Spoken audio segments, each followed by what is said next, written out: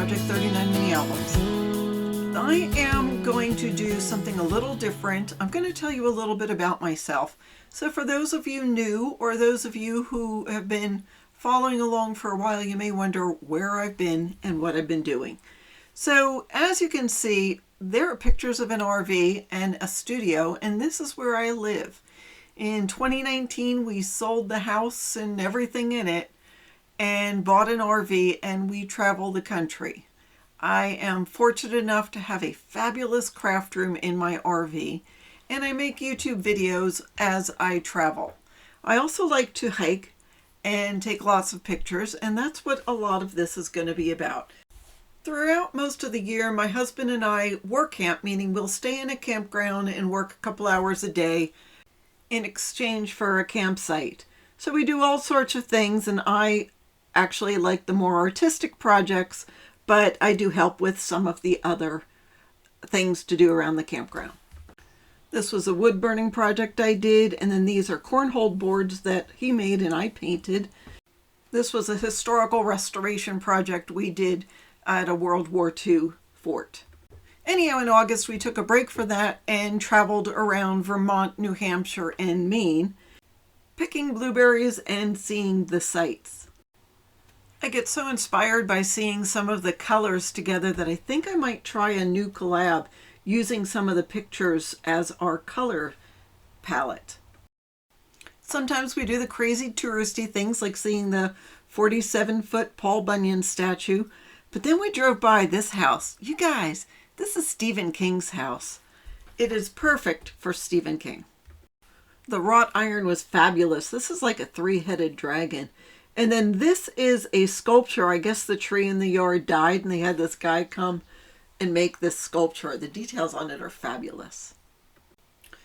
Here we're back in Vermont and we are checking out this quarry. There was a hike around the quarry that had these cool carvings in through the rocks. These are boulders. They're like 10 feet. We hit a couple of farm stands, which this was beautiful, and look at the colors of these vegetables. So I just enjoyed it. All right, let's talk about crafting. So earlier in the month, I posted a couple of videos I actually had made the previous month. There's a mini album on my channel, complete with a tutorial. It was a design team project for Country Craft Creation, so go check that out. And then with the leftover scraps, I made all these rosettes. And I know it's simple to make rosettes, but every year I make these Halloween costume award badges. I decided to expand it this year to some fall themed ones, so they are in my Etsy shop. And honestly, most of the month I was making 500 maybe of these different badges. I don't have any videos of all these, but I do have them in my Etsy shop.